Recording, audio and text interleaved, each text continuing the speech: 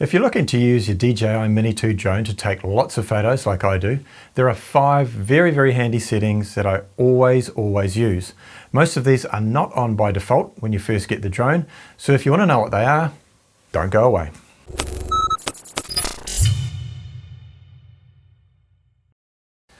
Hey guys, and welcome back to the channel. Now when I go out and shoot photos with my Mini 2, there are 5 settings or tools that I always use or make sure that I have switched on. Some of these are not enabled by default when you first get the drone, but they're very useful and super simple to switch on. So without any more mucking around, that's what we're going to have a look at in this video. First up, in the DJI Fly app, make sure that you're in photo mode, not video mode. And that's not one of the 5, that's a bonus one. Anyway, make sure you're in photo mode. Then on the bottom right, you can see either JPEG or JPEG plus RAW indicated. Click on that and you've got the option to capture just a JPEG image when you take a photo, or a JPEG image and a RAW image when you hit the shutter button. Now if I'm looking to do some editing in post-production like in Lightroom or other editing programs for example, then I make sure this setting is switched to JPEG and RAW. The RAW image contains so much more information in the file, which means you can make that many more adjustments in your photo editing software. If you're looking to just capture a quick image or posting on social media, then the JPEG only setting is fine. In fact, I've made a video about the best way to do that and I'll put a link in the description below.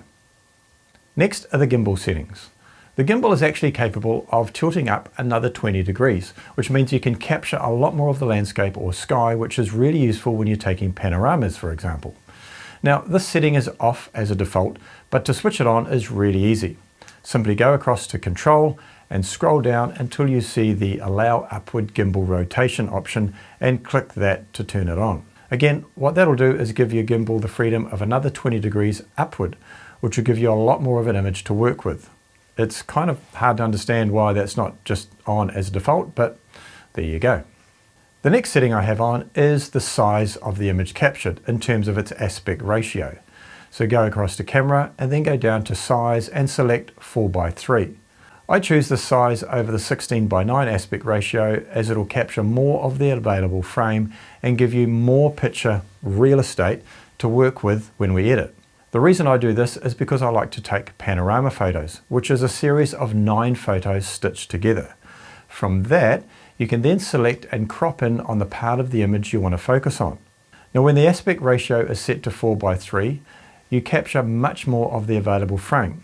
So when your images are stitched together in the panorama, you have a bigger canvas, if you will, to work with. The next setting I turn on is the Overexposure Warning. Now this setting is super useful because it looks at your image and shows you with zebra stripes which areas of the image are overexposed. I'll explain why that's handy in a minute.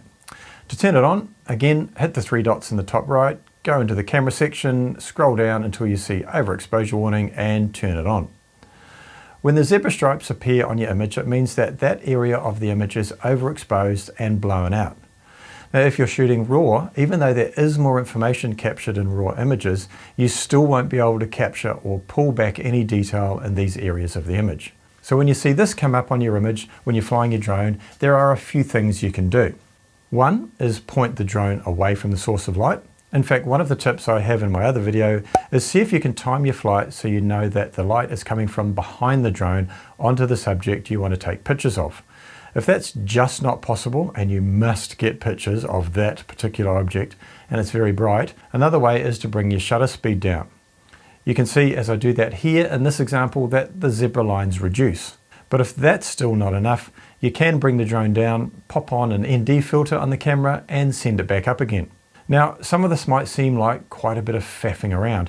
However, the Overexposure Warning does give you exactly that, a warning. And then at least you've got the opportunity to do something about it, which is heaps better than landing the drone, heading home, and then going through your photos only to find that they're not usable. Now here's a bonus tip for you with regard to overexposure. If you're in video mode and you shoot in auto, you can touch the exposure compensation option in the bottom right and set a negative value here to bring the overall exposure of the image down. The next setting that I always have turned on are the grid lines. To switch them on, go into camera and scroll down. There are 3 types you can switch on. The first ones are diagonal. The second are grids that divide the frame into thirds. and the last is a little crosshair right in the center.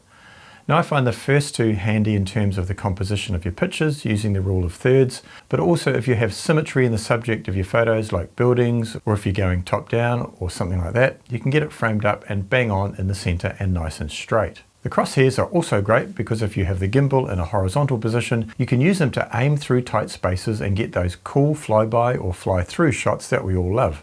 Probably not the intended use of those crosshairs, but hey.